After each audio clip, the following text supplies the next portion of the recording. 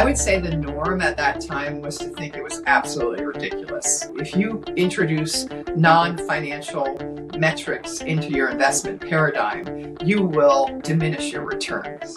That was prevailing belief, and it was a very strongly held belief. So there were a lot of doors slammed in our face. The secret sauce or the superpower of impact investing, it's like you want to accomplish something in the world and you want to make money. And so it opens you up to things you wouldn't have done otherwise. So when we were introduced to Tesla, the fact that we could create some jobs and we would be working to decarbonize transportation, this is why we're here. Right now we have 4 funds, the 2004, and then we finally did a 2010, and then in 2015 we raised our 3rd fund, and then during COVID we raised Fund 4, and we went from 75 million first fund to now we have about $1.5 billion assets under management. We feel that eventually impact investing will go away someday because everyone will infuse their investment decisions with these kinds of variables to enhance their returns. And if you can make a difference for future generations and for your planet, why wouldn't you want to do that? Nancy, welcome to the show. Hey, thank you, Scott. I'm very happy to be here. Thanks for inviting me. So I'd like to start by setting a backdrop of your journey to becoming an impact venture capital investor for people listening who don't know you.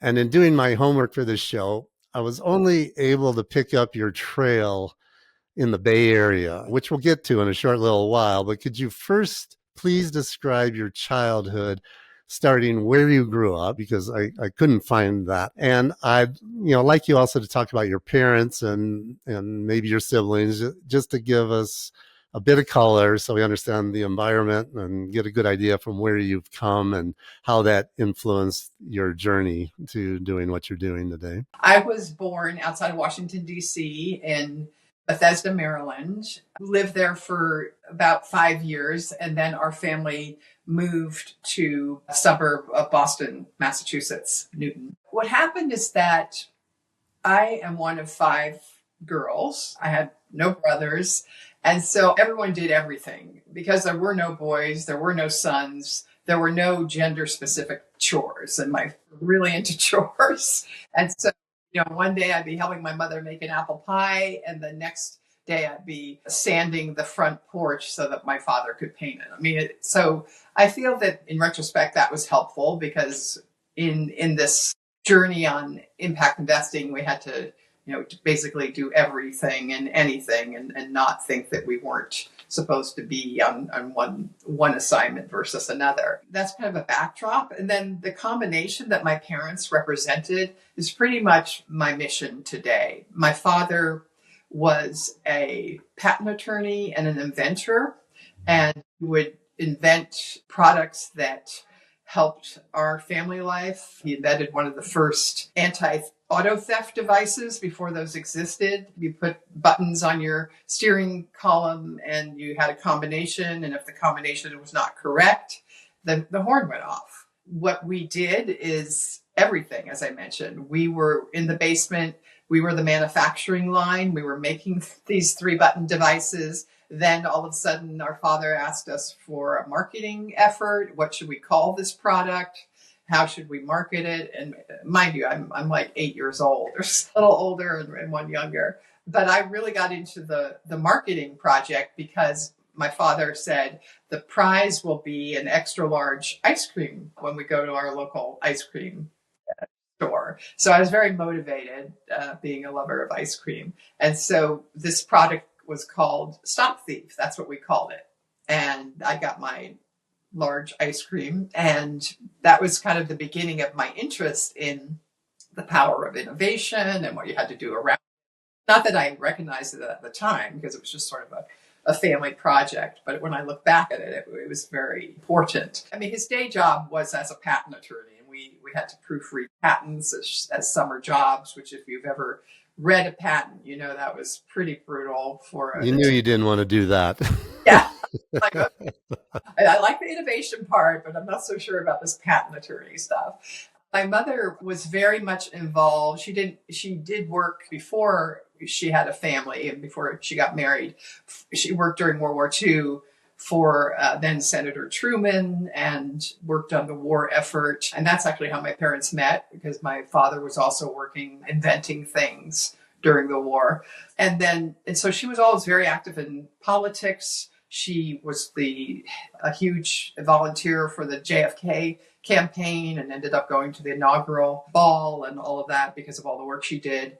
And then when we moved to Massachusetts, she became very involved in various community and political groups. And so when you think about that, that's what impact investing is. It's sort of, at least from the venture point of view, you're looking at the power of innovation and technology, but you're grounding it in the social, economic, and political dimensions of society in order to bring out the best in both. This automobile anti-thief lock that your father invented, did you say the product name was Stop Thief? Stop Thief with all caps. Yeah. Okay. The marketing was straightforward on that. So he was actually making these in your basement. And then also, was he selling them direct, like through mail order with little ads in the back of Popular Mechanics or what? We had a delivery room as well. He would exactly advertise in multiple car magazines, which existed at the time.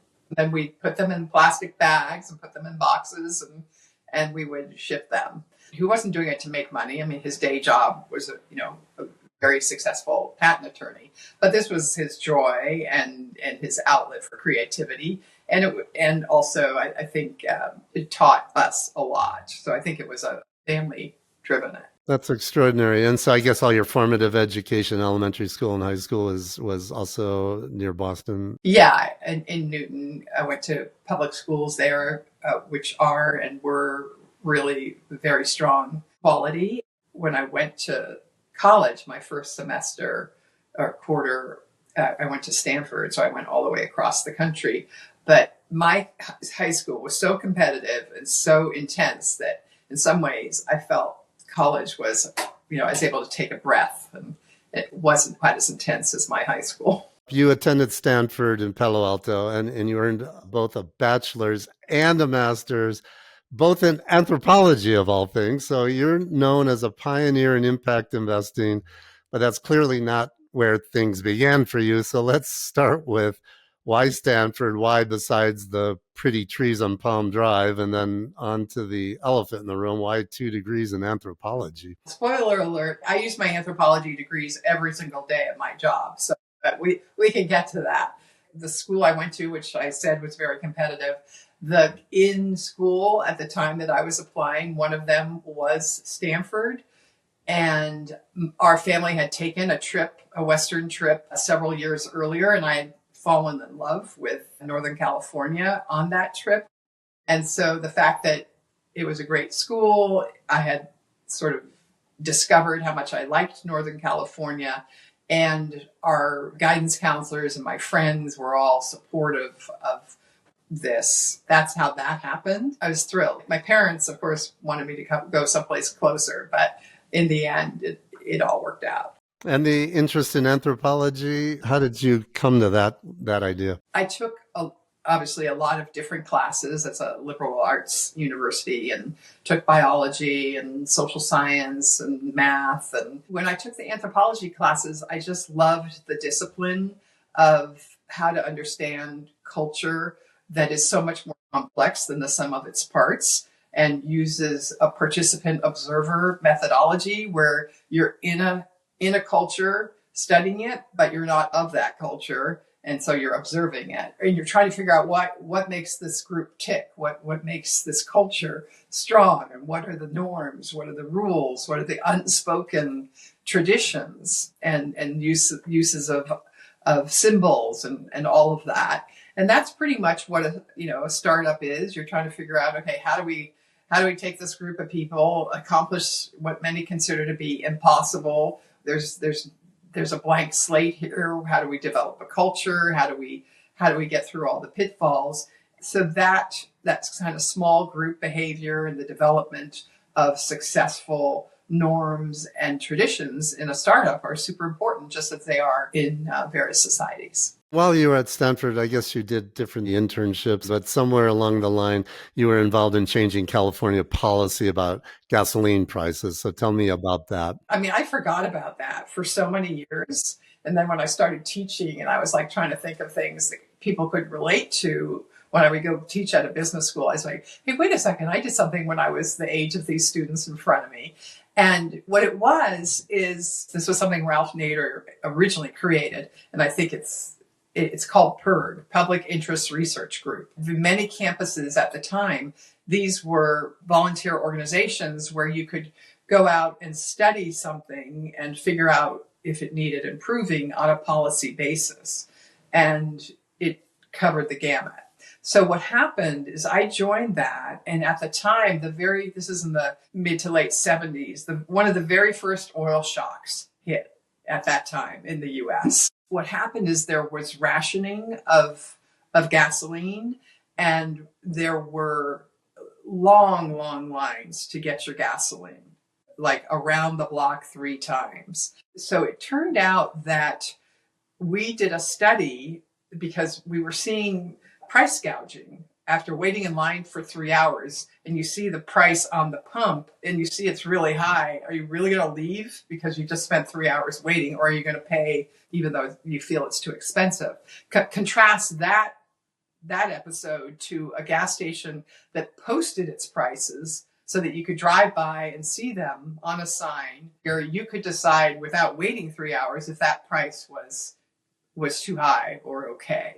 And so we wanted to see, did the gas stations that posted their prices have lower prices than the ones that had them only on the pump, only to be discovered after a long wait? And sure enough, the gas stations that had posted prices visible as you drove by did have lower prices. And I didn't own a car. So I was like riding my bike around and we were just taking all this data. What happened is that the Speaker of the California Senate somehow found out, maybe we had a faculty sponsor that told, and his name was George Moscone. He later became the mayor of San Francisco after he left the state Senate. And sadly, he was assassinated along with Harvey Milk when he was as the San Francisco mayor. But anyway, he was legendary and none of that happened yet. And so he asked us to come up and testify about our findings in Sacramento. And so I got a ride from a professor and I had my speech and my data. And of course, our recommendation was that every gas station should post its prices because it would lead to more competitive, lower prices than the old, have them on the pump and you're stuck there. And so that's exactly what happened. He passed a law to make it mandatory to have signs that posted your prices. And that's why when you drive around in California, there are signs everywhere for that. I heard you somewhere say that your first job out of school was at the Sierra Club. If I'm right about that, why was that and what were you doing there? When I graduated, the day after graduation, I flew to Washington, D.C. to be an intern at the national office of the Sierra Club. That is totally true. I did have another job as a research assistant at Stanford Medical School because at the time we were looking at medical and biological technologies and what their impact was on society. And my master's thesis, which I wasn't done with yet, I finished it after graduating, but I studied recombinant DNA research. And that's the biotechnology as it's called today, but the splicing of genes to create new drugs and such. And so my research turned into a job at the medical school because we had a grant from the National Science Foundation to write a book about all of this stuff and what role should the public play. And so I was able to convince the medical school bosses that by going to DC, I could do more research on these case studies we're doing. We needed FDA records, we needed and all kinds of things. And so they said, sure, go there for the summer and maybe the fall and do both. The Sierra Club job did not pay. You were way ahead of your time. You were doing remote working way back then. Exactly. At the time, recombinant DNA was being regulated, and so I got very involved in that. And the Sierra Club was interested, and that's why they hired me. Because at the time there was fear that these spliced genes, these bacteria into which you inserted DNA, might spread and cause trouble. And in fact, the scientists, like some of whom went on to win Nobel Prizes, the scientists that did this research actually had a moratorium at first. It was very unprecedented because they wanted to study the impact. Long story short, all of the risks became acknowledged. They found, they were able to be handled by good lab techniques, and regulations were written to make that mandatory by the NIH. So that I worked on, but I also worked, just because there's a lot to do, on some of the conservation and environmental laws that were being passed at the time. One of them was the law that protected Alaska wilderness, the Alaska Wilderness Protection Act, although it wasn't called that, something like that.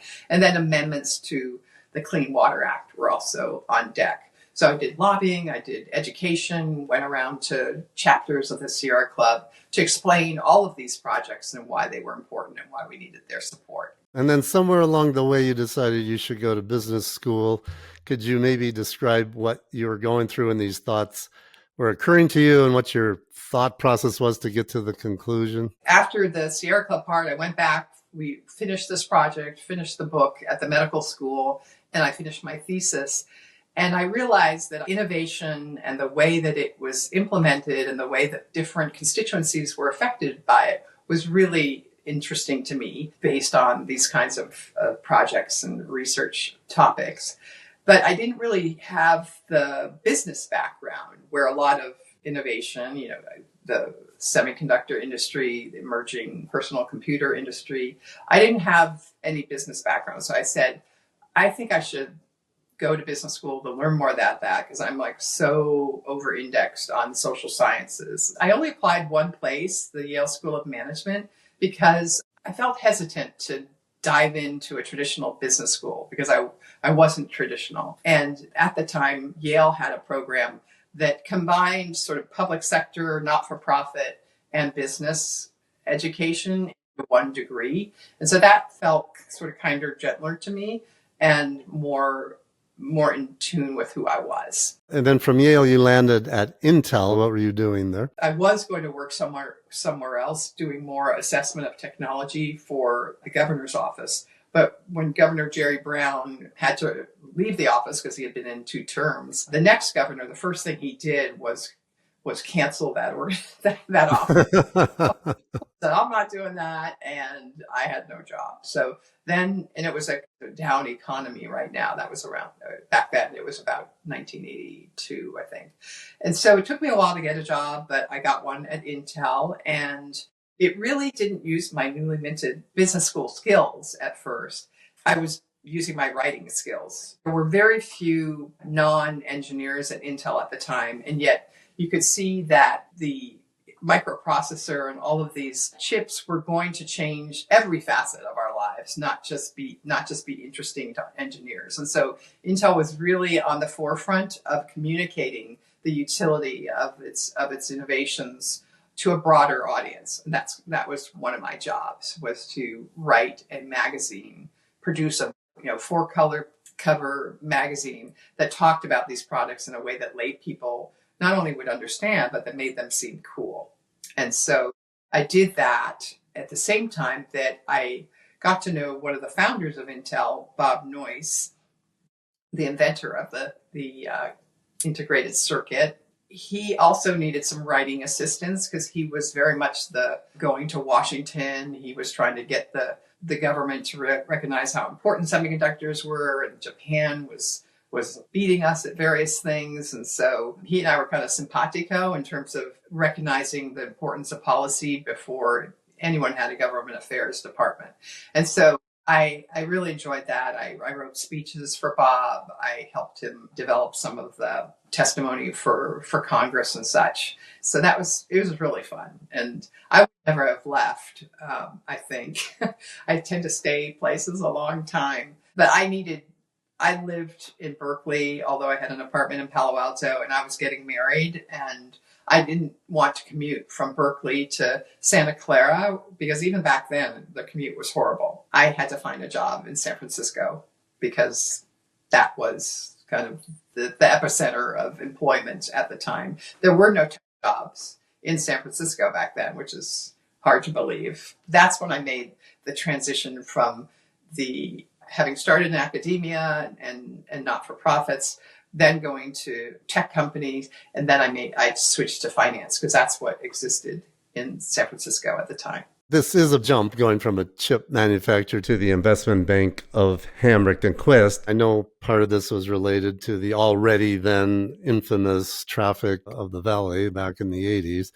But still, doing iBanking is something completely different. I wasn't an investment banker. I was a research analyst at an investment bank / venture capital firm that was 100% dedicated to tech, that brought Apple public, that brought Netscape. I mean, it was one of the first dedicated investment banks and also did venture capital for tech, because in those early days, the Wall Street banks weren't paying attention. So there was this whole period where there were, in San Francisco, there were 3 investment banks that focused only on tech and did IPOs constantly and helped build that sector. And so that was, for me, the connection is that, I'm still doing tech and innovation, but I'm on the finance side. And it was a very active, really a fun place to work. It was early in the recognition of how our whole economy would be transformed by these companies. You ultimately stayed there over 2 decades. And so you went there in 84. And I think you didn't go over to the venture capital side until 2002.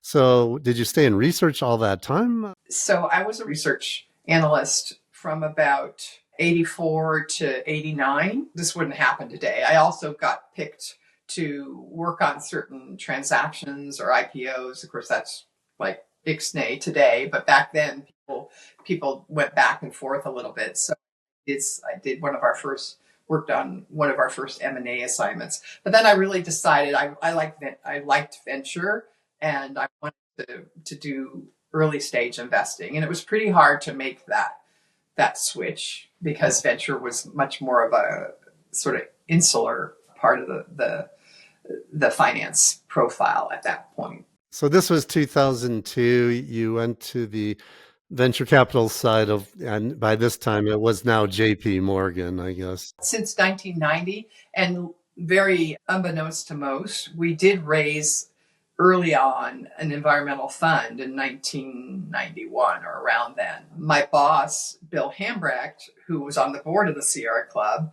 he and I were very interested in is the environment going to switch from being policy only to innovation driven? And so we raised a tiny fund. It was way too early. I mean, there wasn't enough to invest in. No one even talked about global warming at that point.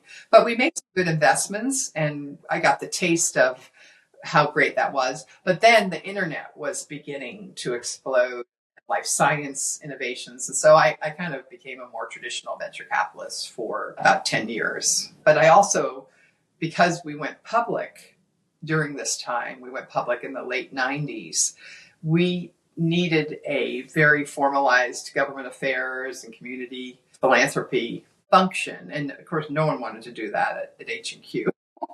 It wasn't in their DNA, but of course it was in mine. So I had 2 jobs. I did venture investing, but I did a lot of our government affairs and philanthropy. And at that time, recall, for example, when Al Gore was running for president, Silicon Valley was becoming very much involved in policy and politics after decades of not caring. And so it was a really active, fun time to address some of the issues around securities, litigation, or education from the lens of a tech-oriented investment bank. I want to go from there and eventually to DBL Partners. So tell me, what is the timeline or the series of events? Well, I guess you went to VC in 2002, but then I guess within about a year, after that, you actually did start an in-house impact strategy at Morgan, right? And then eventually that led to DBL. So what was the series of events that led you to first come up with this idea to start an impact strategy in-house?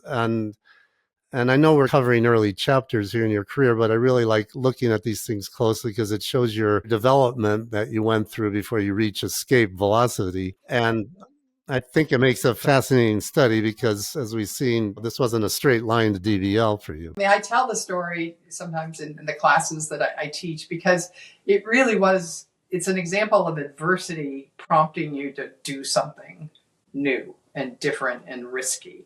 Because what happened is when we went public, very soon after that, there was the dot-com crash.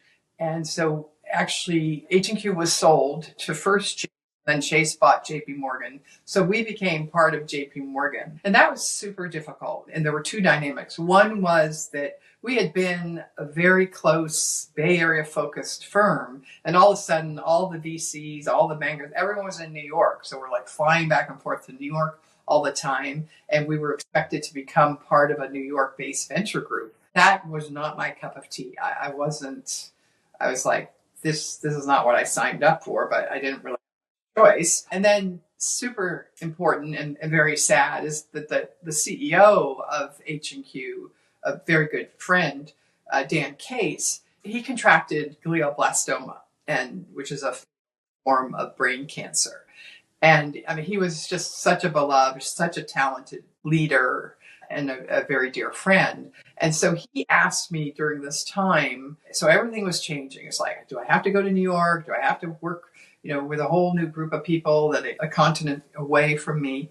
And then my friend and my boss got this horrible disease. He asked me and said, I'm going to start a foundation and see if we can find translational cures or treatments that will help people with this disease and see if we can make a dent. And no one was going into the field because it was so horrible. I mean, the outcomes were just very depressing. And so it wasn't that popular. So he asked me to help him set that up, which I was thrilled to do. And while it was wrenching because, the meetings we would have would be pretty blunt and you would see what the outcomes were. But we had the best scientists. We had a lot of Dan's friends from the Silicon Valley, like Brooke Byers and John Doerr, and the head of Genentech was very involved. So we did this, and Dan's brother and sister-in-law, Steve Case and Jean Case.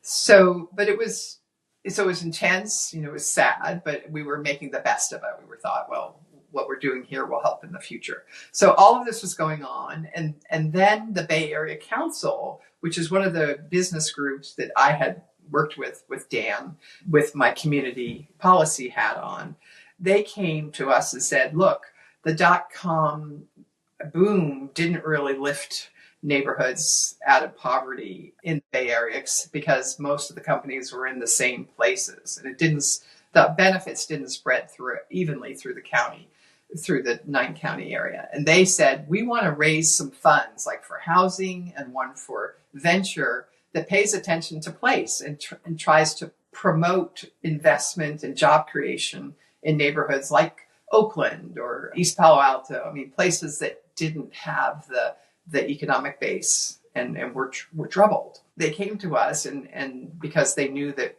we were active members and that we kind of we got that the community affairs mattered. And so I talked to Dan about it and he said, Nancy, you should do this because you have two jobs now. You have your policy and community hat and you have your venture hat and you love them both, but this would combine them into one job. I had to admit, yeah, actually, that's true.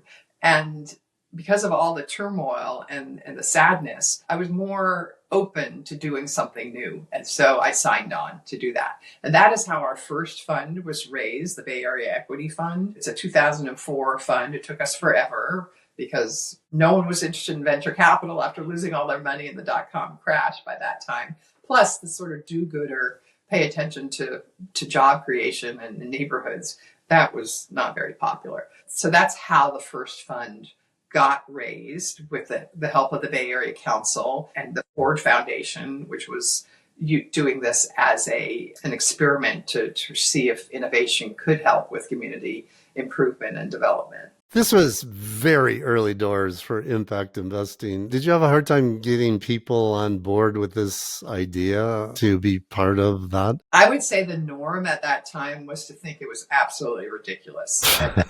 Why are you doing this? If you introduce non-financial metrics into your investment paradigm, you will diminish your returns. That was prevailing belief, and it was a very strongly held belief. So there were a lot of doors slammed in our face. What was the AUM of that initial fund? We clawed our way to a $75 million.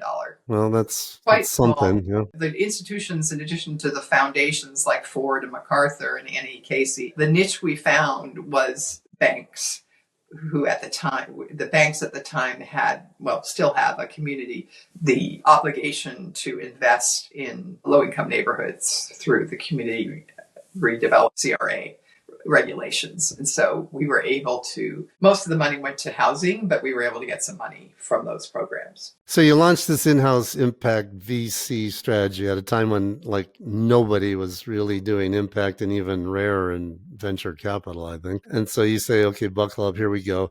Do you remember what was your first meaningful win after that? What comes to your mind? It could be small or big, but maybe it was the first time when you were like, okay, this isn't a fool's errand. I think we're actually onto something here, on the right track. So, we built this little team. Some of our people, when we were raising the fund, it took us so long, they had to work for free because JPMorgan subsidizing us. And my partner, Mike Dorsey, at the time, who had worked at H&Q and already gone to Stanford with, he was right in this with me. But we were a small group. We were 4 people.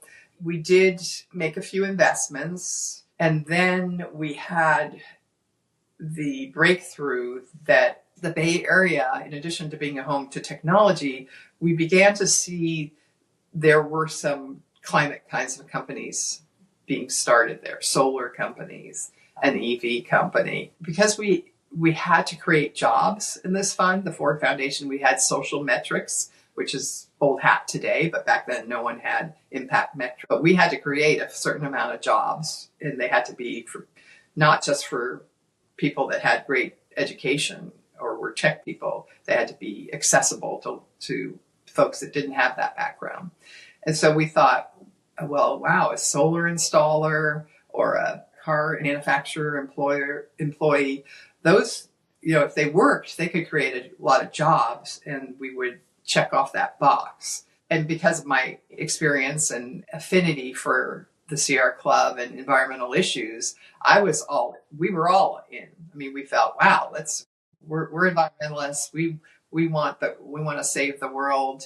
And you remember Al Gore's movie was just coming into the forefront, An Inconvenient Truth. And so we were like, let's put this layer of Cleantech on this social impact fund. And so when we started to do that, we saw a community being built around us. We weren't as alone. And one of our first investments was in a company called Powerlight, which was a rooftop solar installer for commercial applications that was eventually sold to SunPower pretty soon after we invested.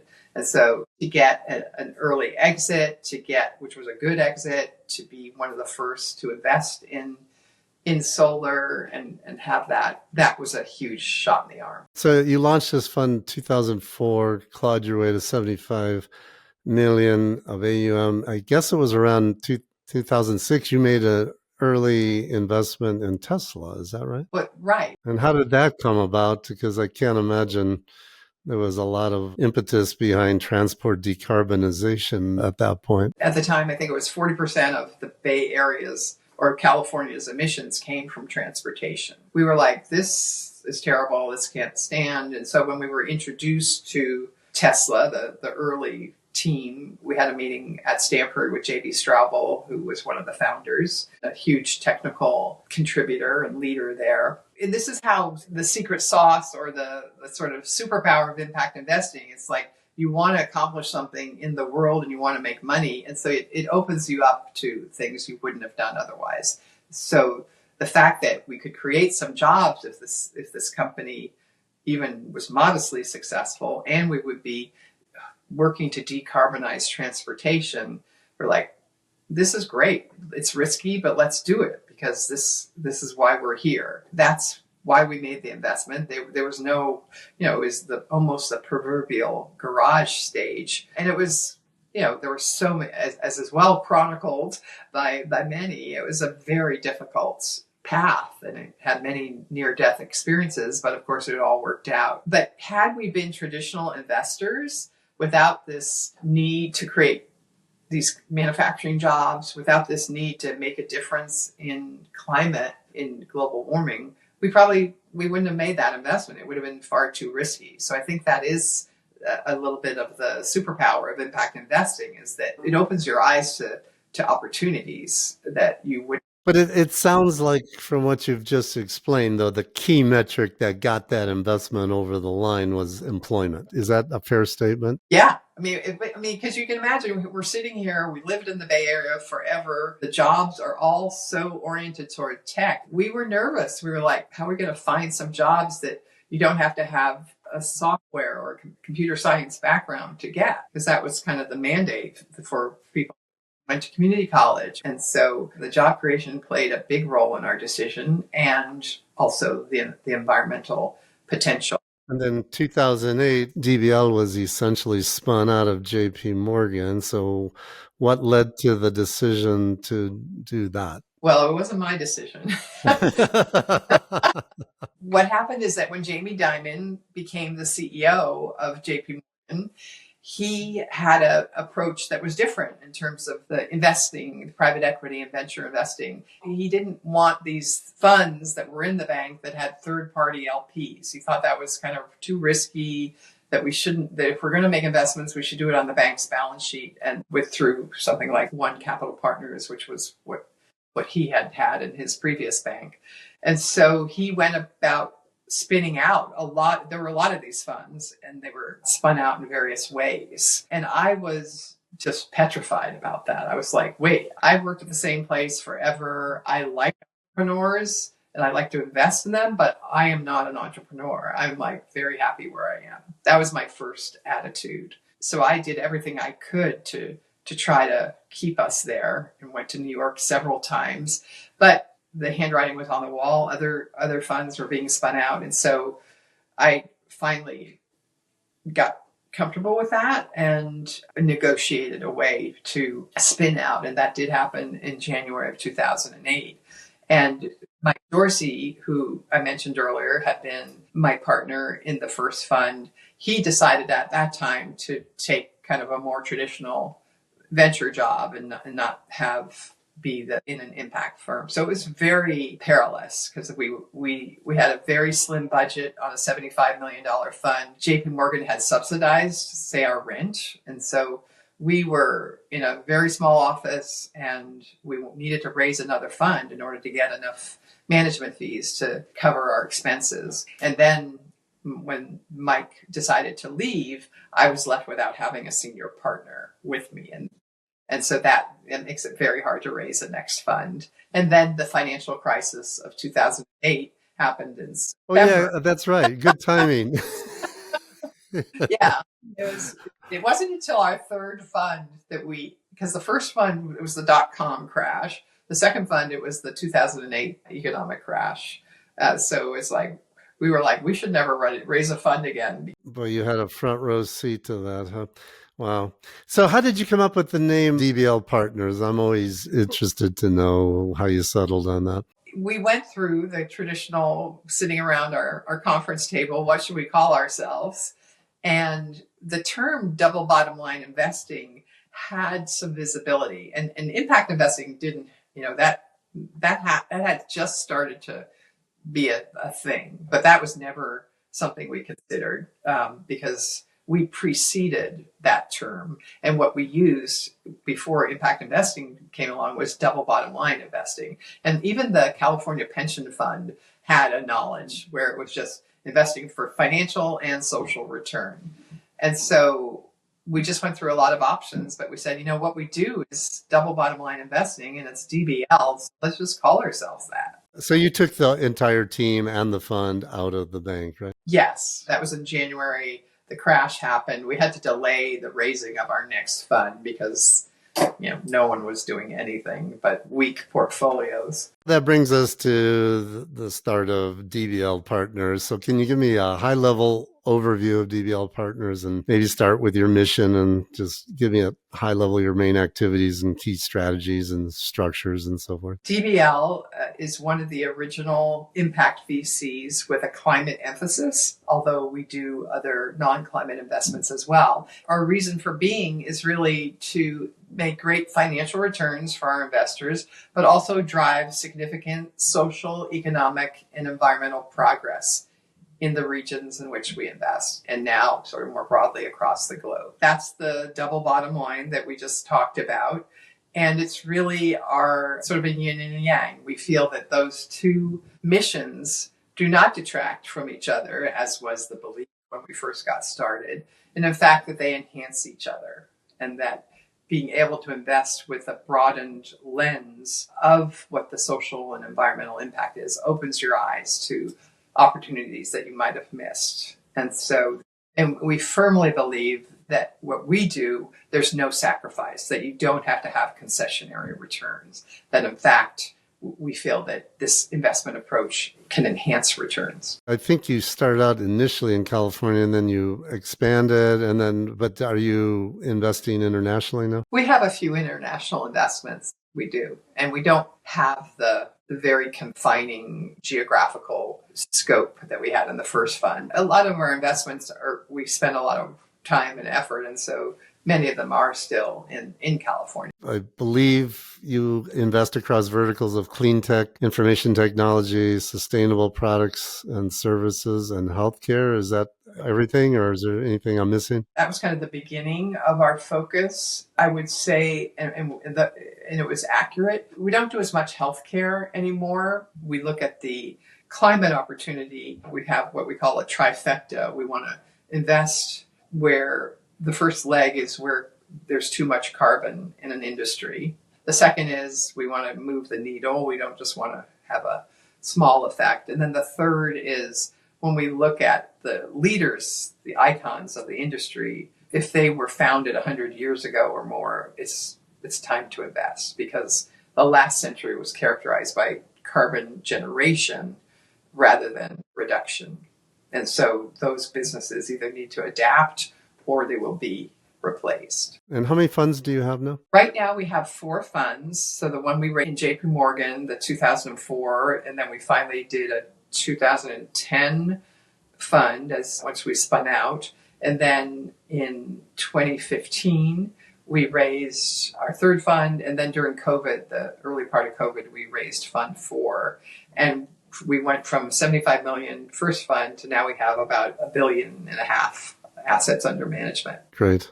And one very important part of the personnel story in terms of my partners is that in the third fund, Ira Ehrenpreis, whom I had worked with, who's one of the very early climate-related investors, and we had worked together on deals, including Tesla, we joined forces in Fund 3, and so enlarged DBL include his practice as well. And who are your investors primarily? Our LPs, they're very different than that first fund where I said we had the banks. We're pretty much like most venture capital firms now. We have endowments, we have high net worth individuals, we have foundations, we have pensions, private pensions, we have corporations. So it's a mix of that, but a lot of foundations and high net worth individuals. And how many employees do you have?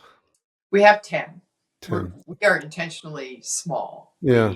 Both Ira and I came from sort of that culture of having a very small, closely knit. Before we drill down more, I'd like you to explain your company's namesake, Double Bottom Line, what that means to you and practically, because there's people who are listening who have heard that referred to, but then there's also a term out there, triple bottom line.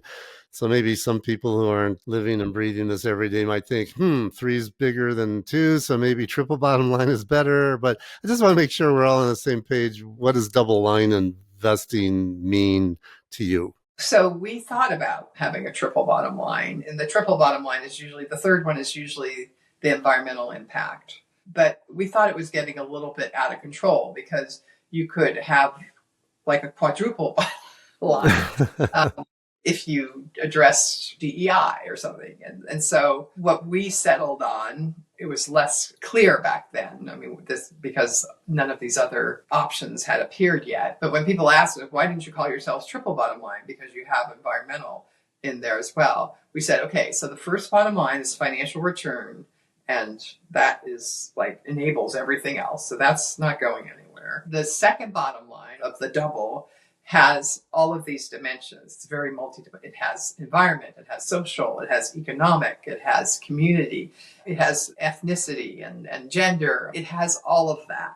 And rather than going up into the, many, many lines, we just said they're all incorporated in the second bottom line. Nancy, could you explain to me DBL's theory of change and the problem or the problems that you're committed to trying to solve? DBL's theory of change is that innovation can drive transformative improvement in many aspects of our society, but it needs to be coupled with attention to social and cultural and economic concern. And it has to be inclusive and broadly participative, allowing for many to participate. That combination is what it takes to address some of the most important challenges of our age, including climate. And the reason is because we've had over 100 years of a society based on fossil fuels. It was great. I mean, for most of that time, no one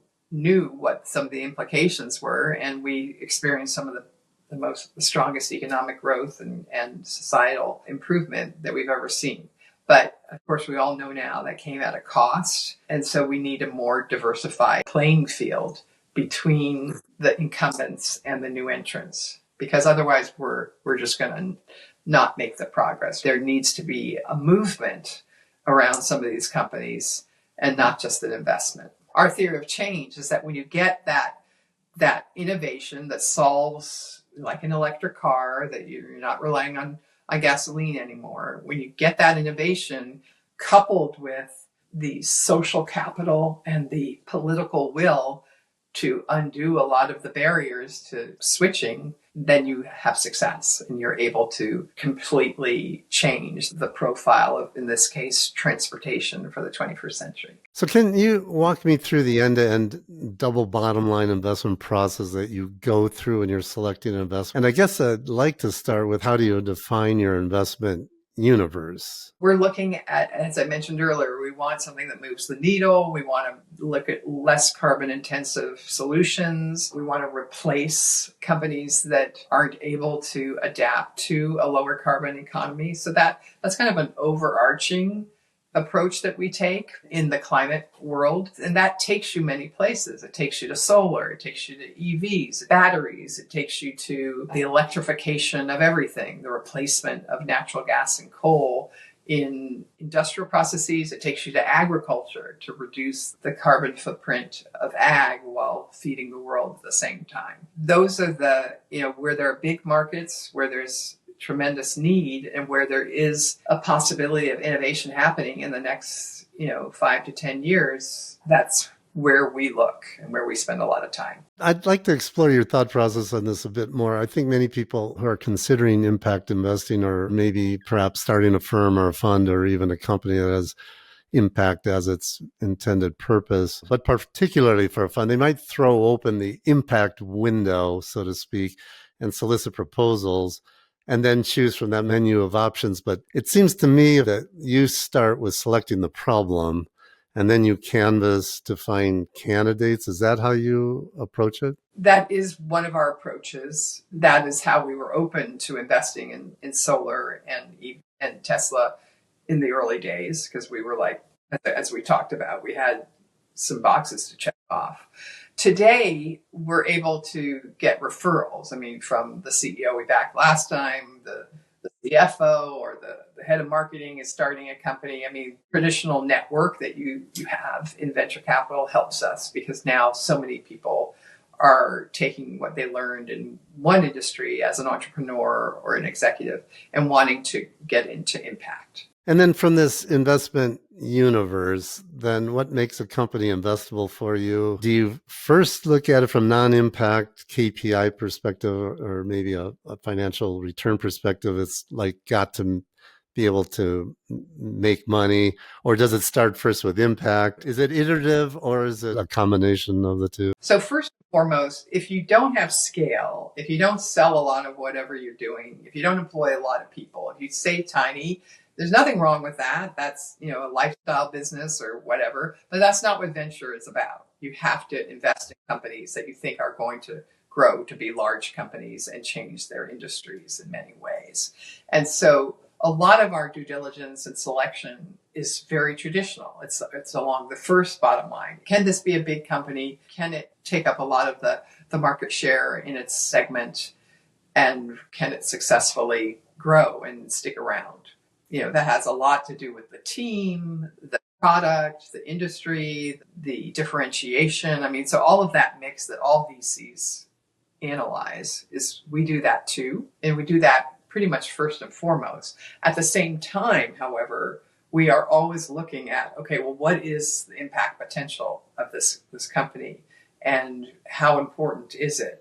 And are the founders into it, or are they just trying to get money? So that's in parallel. Now, the one caveat I will give is that we don't assume that we know the impact story at the onset, because we used to. But so many times when we've been in a company, all of a sudden, like in year 3 or 4, it's like, wow, here's a huge impact that we had not even predicted, and we're going to help bring that out. One of the examples of that would be the Real, which was one of the first luxury designer clothing sites to companies to allow you to bring in your used and get money for that, and then buy online or in stores used luxury clothing and goods. And the woman that started that company, it was very much women oriented at first, and she employed a lot of women, and she was super supportive to women, and she was in a low income neighborhood in San Francisco, and that's we love that stuff. But as we got into the company with her, we realized that you're a circular economy company, and this was long before most people had heard of circular economy, but of course it was on our radar because we're into this stuff early.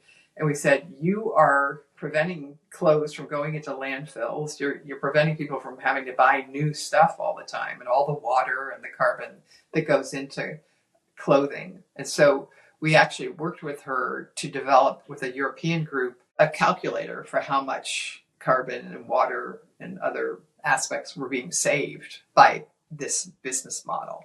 And that became a huge thing. And now it's common knowledge. There are tons of, Patagonia is recycling its fleeces and such and reusing them. And it's all very well known now, but it wasn't known at all. What are you talking about? What's the circular economy? I'm not a circular economy company. I'm a luxury fashion reuse. So in this case, the impact was kind of ready, fire, aim. It does happen that way. And we want it. It's kind of like, that's a good thing because it shows that there was impact when you started, but you're able to point the CEO or the founders in a direction. That also happened with one of our farming data companies, which is now a very large company, hundreds of millions of revenue. They were created to collect the data from farmers, tens of thousands and millions of acres, to what are you using, what crop protection or what seeds, and allow farmers to buy online and get better pricing because it's been a lot of inefficiency.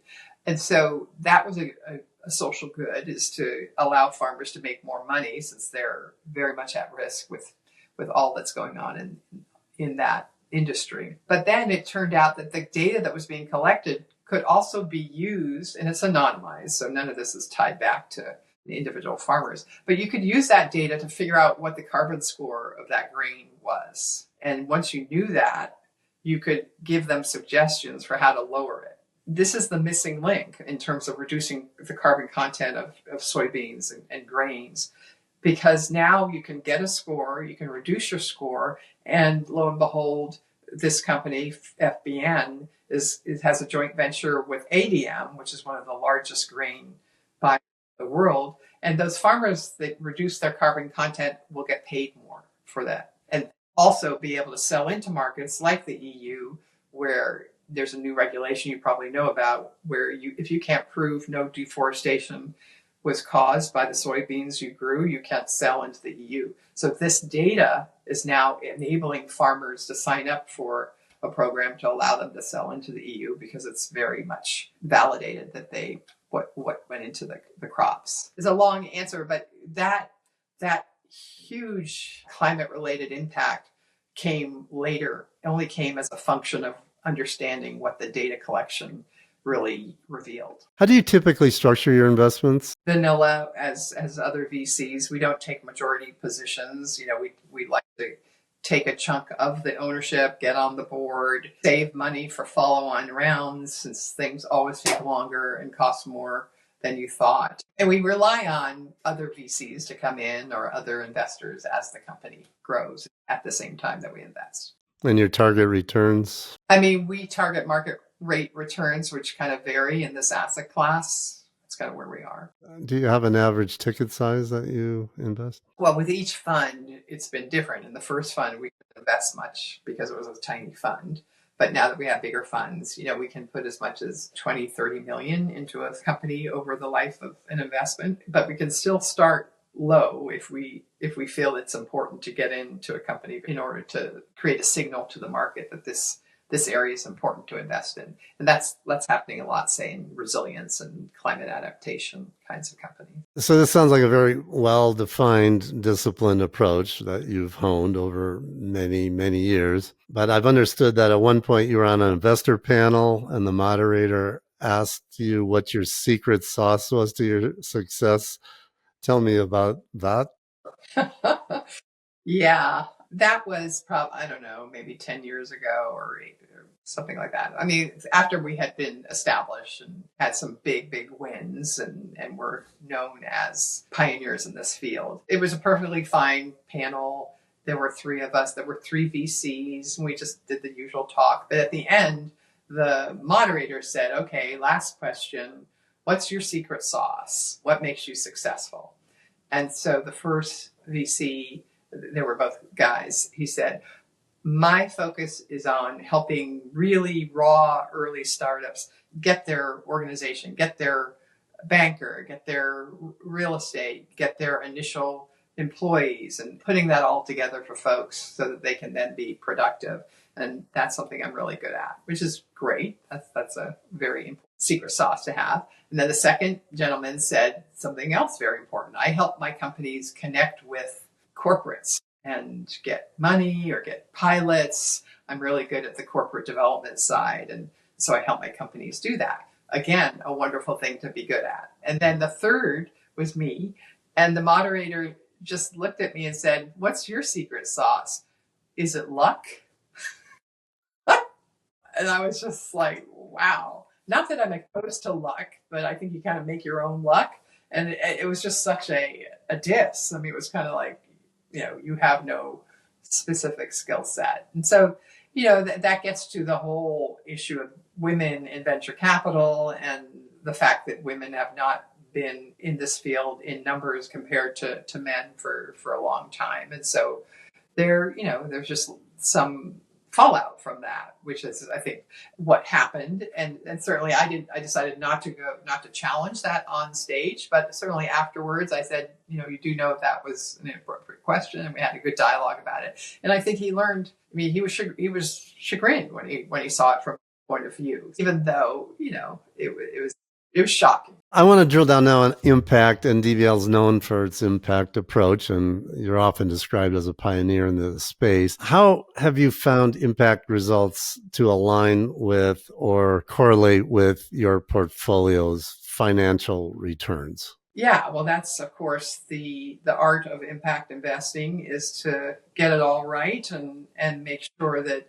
you make a lot of money on each investment and you have huge impact. In reality, you have to judge on a portfolio, because in a regular VC portfolio, their hits business and you have a lot of strikeouts. So not everything is going to work. But what we do see is that the ability of a company to take its product and then develop attributes that tap into impact can be very advantageous, can make for a better company and therefore yield better returns. For example, the example I just gave you about the Real, when it went public, the circular economy story was all over that prospectus and gave it a cachet when it went public because it was one of the first circular economy companies. And so those kinds of stories, or the one about the Farmers Business Network and the scoring for low carbon grain, those are improvements to the business model and to the ability to obtain market share and develop differentiated services and products that stem from an impact lens. So we're very, very committed, because it's happened over and over again in our portfolios, to the idea that impact can really power your portfolio and your companies. The question of measuring impacts on this podcast comes up all the time, right? And of course, the $64 million question is, how do you actually measure this? How do you deploy capital, not just for ROI, but for good, to achieve some predetermined positive impact in X number of people's lives or in the environment? But how do you do that without just waving your hands around the air and saying that you've done a lot of good? So how does DBL conduct its impact assessment? Are there KPIs that you measure and produce a report on that and quantify things? Because on one hand, you're certainly quantifying the returns on investment. I understand the thesis of these, but then are you regularly measuring and calculating the impact in these investments?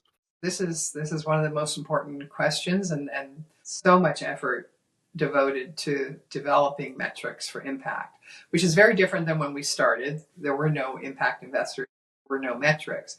What we did, and it really has helped us over these 20 years, is, again, we had Ford Foundation come in as a sort of a program-related investment, and they said, okay, we're going to invest in you, but you have to measure a lot in order to get it. And we're like, we're desperate, we'll do whatever. But we were curious, and we were like, yeah, this is why we're doing this. What should we be measuring? And fortunately, Ford Foundation is good at this. I mean, they have been doing grants and PRI investments, and they know how to develop metrics. Now, we had to negotiate, because if you're a foundation person, you want to find out absolutely everything you can.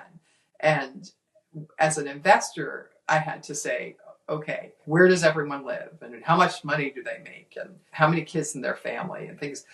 So I said, look, we will never get into a deal if we ask, where the CEO, where the founder went to kindergarten. I mean, that's a joke. They didn't want that, but they wanted such granular information. I said, we'll be dead on arrival. And so we had a very thoughtful, it took us months to kind of come up with something that was strong enough for Ford and doable for us. And what's interesting is that we still use those metrics that Ford helped us develop, because even though there are platforms coming on, I mean, we've added to them, but the platforms really get at what we've done. And so what we look at is, we look at job creation, quality jobs, benefits, community distribution and impact. We look at workforce issues. We look at diversity of employees across gender, ethnicity, race. And then we look at healthcare, access to healthcare insurance, and ergonomics. I mean, so we have a whole kind of quality of work and community impact set of statistics. And also how many low-income people are getting jobs. And the way we do all that, we're able to use census tracts and zip codes so that we're not having to make something bespoke. And that was a big step forward for us to be able to do that. And so that's a huge part of our report, which we now make once a year, the quantitative. And then we have a narrative of all of the qualitative things that we've done, like helped a company get a facility in a certain neighborhood that they needed to be in to test their products, or we helped them get a grant from the California Energy Commission for producing a low carbon coffee roaster. I mean, those are really important, but they're not really able to be put in a chart and quantified. And so the two of them together are our reporting, and our LPs have been very, very satisfied with them. In the early days, I don't think most people read the reports, except the foundation people and the bank people, because they would take excerpt parts of our report to show their regulators how they were affecting the community. But now everyone reads them. It's very popular. And so we're proud of the fact that our LPs, find them to be among the most thorough in the business. These impact calculations and quantifications can only be as good as the data that they're based on. How do you find the availability of data for the assessment, and how reliable is it? And I guess that's changed over the years, as you just mentioned. It's a little easier for us. I mean, these are not public companies with thousands of employees. And so the scale of the effort is doable. And so we work with the HR head or the CEO at the company and get anonymized reports that are prepared for other reasons and then put it into our system. So you've given me a couple of examples. I was wondering if you could maybe give me another example or two of an investment that DBL has made that demonstrates your end-to-end investment process that we've been discussing today. And maybe you could tell me both the financial results and the impact results that were achieved, just to make all this real for people listening to the output of what you're doing with your investing activities. So once we exit, they're kind of out of the portfolio and we don't measure anything. So, for example, a Tesla, where, it has saved, gazillions of tons of carbon through its products. We don't really, since it's not in the portfolio anymore, we don't do that. But at the time, we included in our reports how we helped them talk to folks in Sacramento in some early legislation or regulations from the California Air Resources Board that helped them get credit for the carbon they were saving and get paid. We helped the company recognize how significant that was. We helped them find a facility for making the first cars, which ended up being the Toyota plant. But before that, before that became available, we helped them find some facilities and had certain incentives to make it more economical for the company. I mentioned this electric coffee roaster company that we have, which is still little, but I don't know if you know James Hoffman. He's a coffee influencer in London, and he actually, this is a roaster that runs on electricity, not natural gas. And so it saves a lot of carbon, and it also is small, so you could roast it in a cafe and get freshly roasted coffee that's big and cheaper, and also has a sustainability benefit. And James Hoffman, who has lots of followers who are into coffee, he went to the Mojave Desert and he took a van and he took a roaster and he used solar power to roast it. And because he wanted to wake up in the desert and have coffee that was roasted by the sun. And he made this video that went viral. And so that company is just off to the races. They just won in Amsterdam this spring the best coffee product of the year at the World of Coffee, which is a pretty important trade show. We helped the company realize how much carbon was being saved by not using natural gas roasters, not driving to the roaster, keeping the roasting local, not packaging after it's roasted. All of that reduces up to like 87% the amount of carbon that's used in roasting coffee. And in the US alone, there's over 400 million cups of coffee consumed per day. So this is not a niche. This is like a huge issue. And it's also a teachable moment for people, because people love their coffee like they love their cars. And once you tell them that you are contributing a lot of carbon with your coffee habit, they're like, how can I avoid that? And so that helps develop the solution. And we helped get a grant from the California Energy Commission for the company to have customers in a low-income neighborhood of Oakland who are big roasters for the Bay Area. The government paid for them to get some electric roasters as a way of demonstrating that food production in California needs to decarbonize, and that it can be decarbonized in neighborhoods that are already highly polluted and so need to get rid of particulates that come from natural gas kinds of boiler roasters. Nancy, I've understood that you encourage your portfolio companies to implement double bottom line programs too. And I guess you qualify that each company needs to do that at their own pace and a scope that follows each company's financial objectives and the stage of growth that they're in. But can you give me some examples of what this means in practice? Back to my anthropology roots, we're trying to build a culture of a company that pays attention to social impact and different stakeholders other than just their employees and their customers. It's really fun when companies just do things that we never thought of, and that happens a lot. I mean, in the beginning, we had to kind of spoon feed a lot because no one knew what this all meant. But now companies have it in their DNA, and we love it when they set out to do things that expand their impact and also help them as businesses. We have a wildfire suppression company in Alameda it's located in an old naval air station that was used in World War II. And what they do is they make software and allow firefighting helicopters to autonomously put out fires before they spread, because you sense where the fires are, you use AI and cameras. And so instead of these humongous catastrophic wildfires, if you had these systems with that kind of software and with the ability to drop retardant early, you could avoid these massive fires that have so much destruction. And so that's kind of what the company is doing. There was a big climate week in San Francisco this spring, and everyone loves to visit because it's so historic, this old Navy air station. There's a picture of John F. Kennedy deplaning from a plane there back in the 60s, for example. So what they did is they said, well, we're going to not just have this be VCs and technology, AI people and camera people that are all into wildfire. We want this to be of the community. And so they worked with a African-American led community arts group, creative group, to have on the deck after all of the panels and such, to demonstrate what creative capabilities were in the community.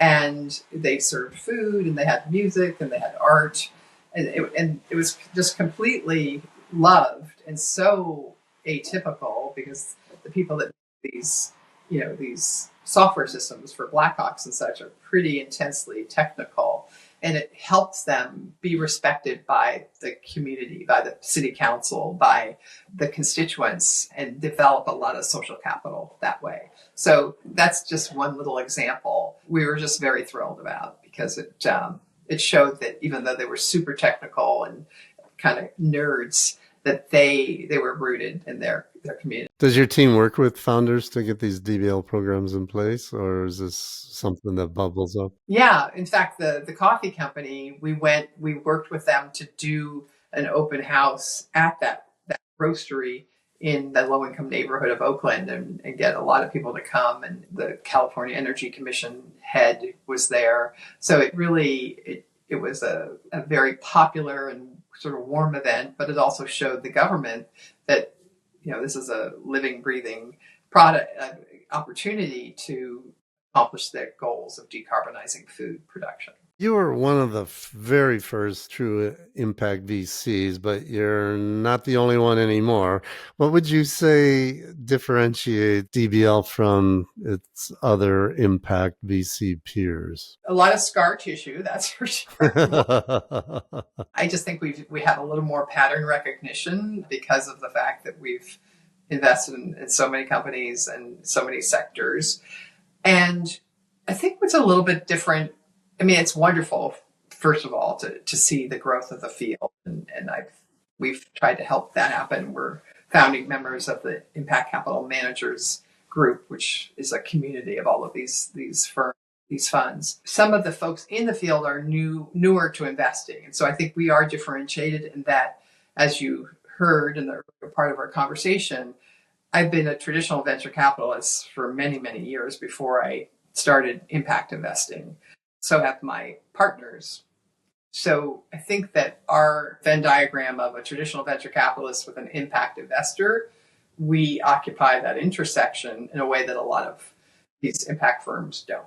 During the time you've been pioneering impact VC investing, demand has grown a lot for impact-based investment strategies. Have you observed, or do you find that there are challenges with crowding in the impact space, investment space? I mean, it's a little bit crowded in certain segments, but I think it's not a great thing because then deal prices go up, and it's just anytime you get too many people wanting to do the same deal, it doesn't usually help your returns. But having said that, there is a lot more diversification. I mean, there are gender funds, there are race-based funds, there are education funds, there are future of work funds. I mean, there's ocean funds, there's, this, that, and the other. And so it's just a bigger tapestry of what's being invested in. And so you don't run into as many people as you think you would, given that it is more crowded, because some people are specializing in verticals that you're not going to, you'll not spend as much time in. You've been in operation for 16 years now, or about that long. During that time? Because if you count the first fund in JPMorgan. Right. Which at JPMorgan, but independently, I counted 16. How has engaging with policymakers affected your impact portfolios? We see the combination, the trifecta of innovation, capital, and policy as our North Star. I mean, that is what we're all about. And policy has helped our companies in many, many ways. It's also held them back. I mean, you're not going to win every policy battle. That's important to understand. But you win a lot, and because the public sentiment is on your side. And so you're able to mobilize policymakers to take those steps to discontinue what has been done in the past. So whether it's at the state level, like the food production grants, or it's the zero emission vehicle credits that helped propel the early days of Tesla, or it's rooftop solar regulations that helped get that industry off the ground, net metering, or tax credits that we see today as part of the IRA, but also existed in the early days of solar. These kinds of policies are essential because they level the playing field a little bit. They allow new entrants to enjoy an advantage against incumbents that have built up advantages of all kinds of ways over decades. And there are a lot of laws on the books that support the traditional industries. I mean, that's what lobbyists and market leadership get you. It's kind of expected. So you have to redo that for these new companies. You have to kind of tweak the policy to allow for a change. And I think obviously in the States, the IRA and the tax credits, and at the state level, these programs that are aimed at rewarding decarbonization, or the EU allow, creating regulations that allow farmers that don't contribute to deforestation to sell into the EU. I mean, those are all very, very important.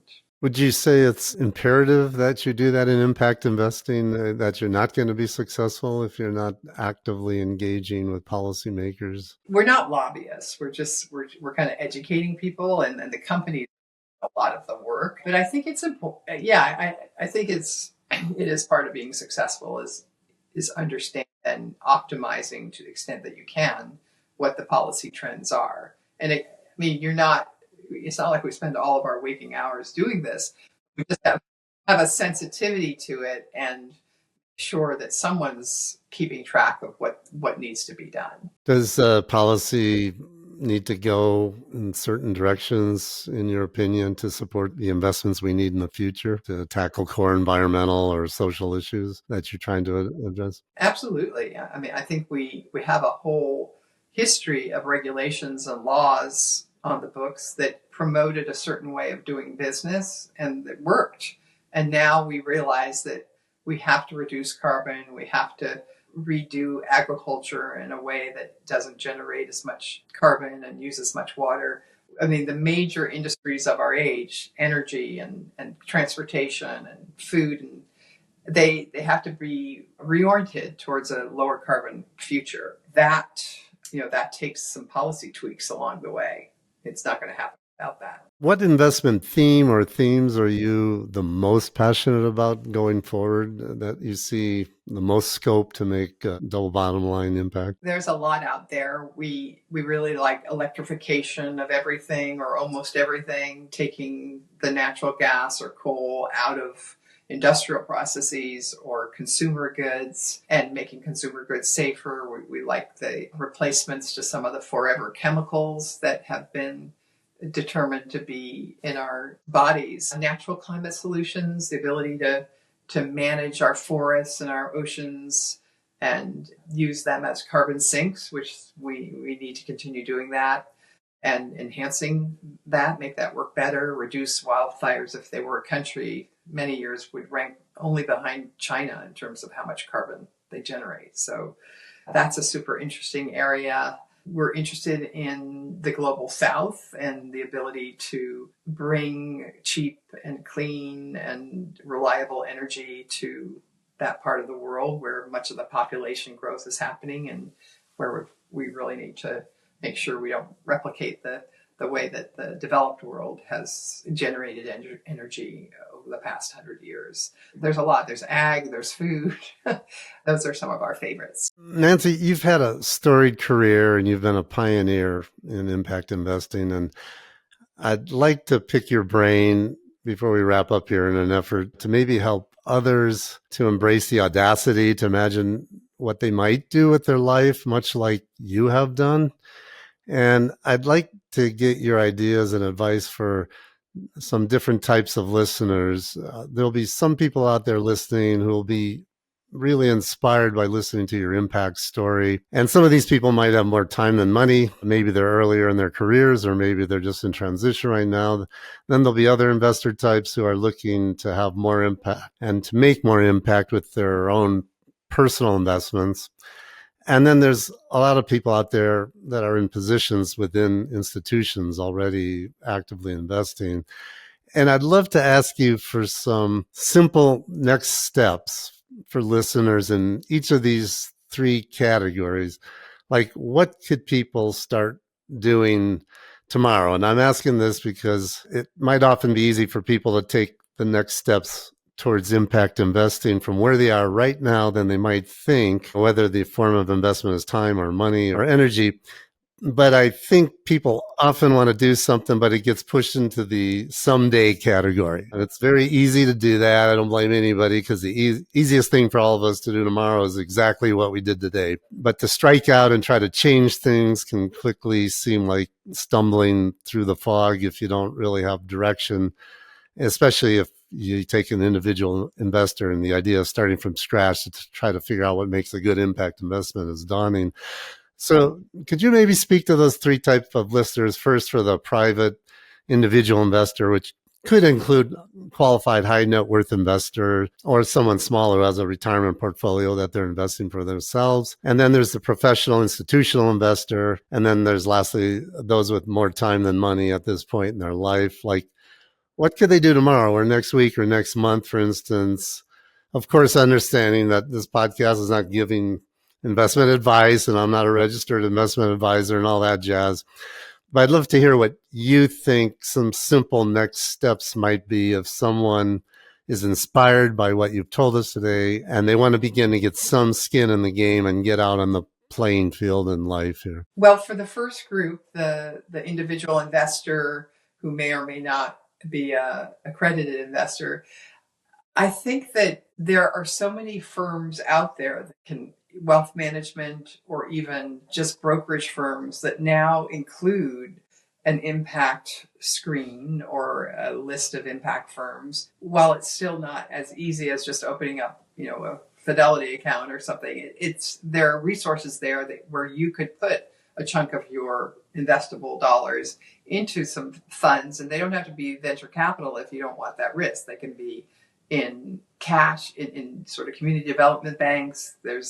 For every asset class, there are impact firms. So I would do that. And for example, if you're interested in venture capital, the organization I mentioned, Impact Capital Managers, has a website, and we have hundreds of members of firms doing all kinds of different impact funds. And so that would be a way to get educated. And then also go to some of the, like in September in New York, there's something called Climate Week. And there was one in San Francisco this spring.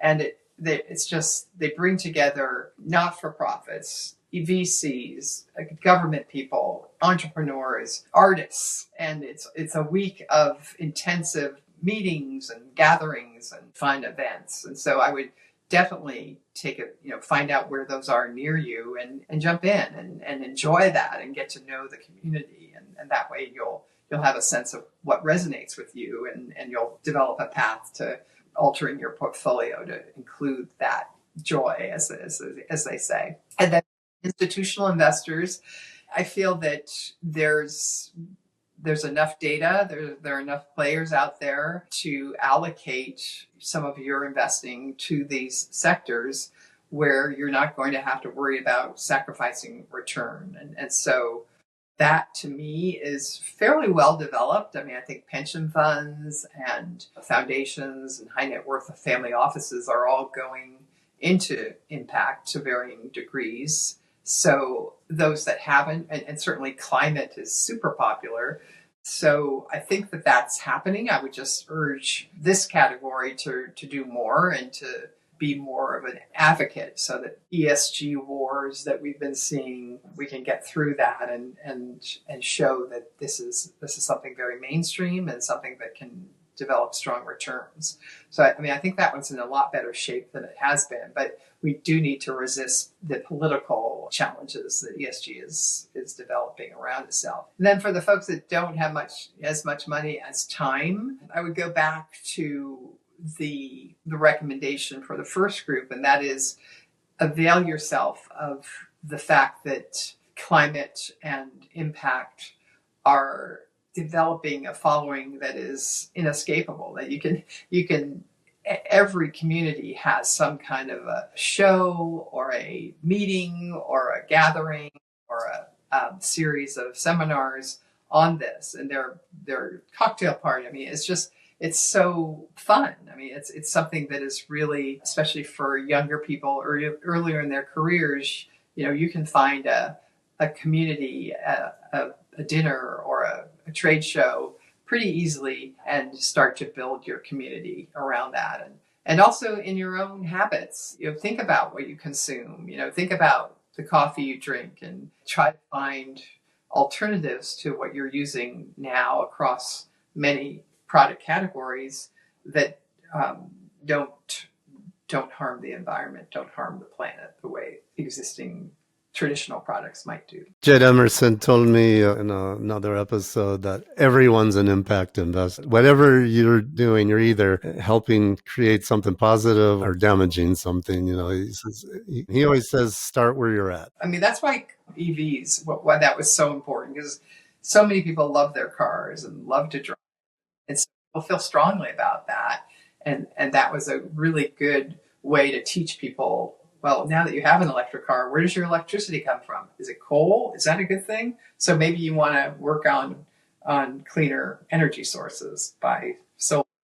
So it's kind of a path that once you're on it, you're constantly amazed by what is available for you to improve and change. And we feel that everyone's an impact investor, that eventually impact investing will go away someday because everyone will infuse their investment decisions with these kinds of variables to enhance their returns. And if you can make a difference for future generations and for your planet, why wouldn't you want to do that? It'll be part of the criteria if it becomes common knowledge that it improves financial returns. So Nancy, I've got a few last rapid fire questions to wrap up our talk here. So just give me whatever comes to your mind, or if nothing does, feel free to take a pass.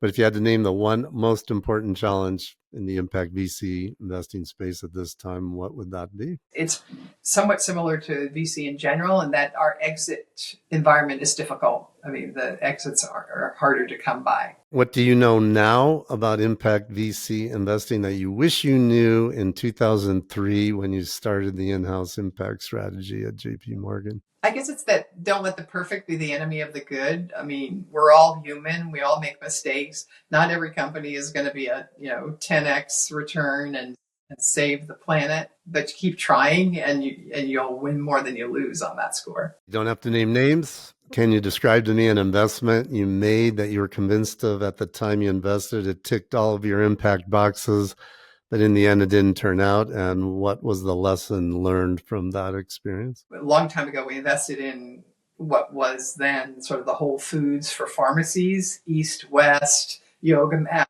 next to your prescriptions, get everything under one roof. And it was doing well, but it was retail and it was expensive. And then 2008 happened and we couldn't find anyone to invest in. It was not 100% profitable yet. And people had so many headaches in their own portfolio that they were like, what, a Whole Foods, a pharmacies? No, thank you. And so that company went under. But what was the lesson learned on that?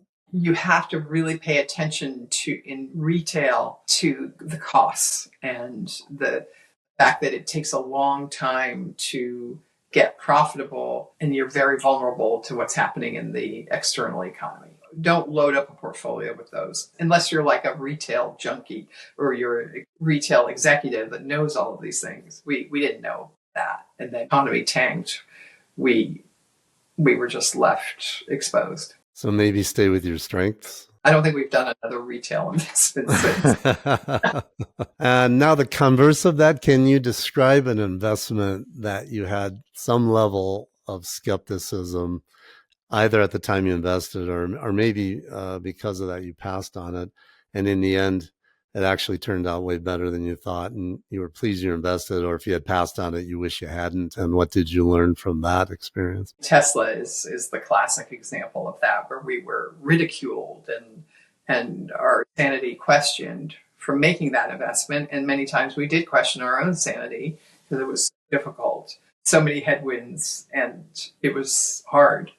And of course, it worked out, and now we're on a path for transportation that will leave behind the huge carbon generating gasoline centric focus of cars historically. And if someone wants to get into the impact VC investing space, where would you advise them to start? Well, the good thing about impact investing is that it takes a lot of different kinds of talent. So there are many ways to enter it. You could enter the Sierra Club or an advocacy group around DEI or environment or healthcare and get to know what are the key issues and who are the players, and then work on morphing that into investments. Or you could take the more traditional route of being working in an investment bank or as a junior person at a finance firm or a family office. Or you could come from the policy world where you've actually helped write the laws that allows clean energy to thrive because of XYZ incentives.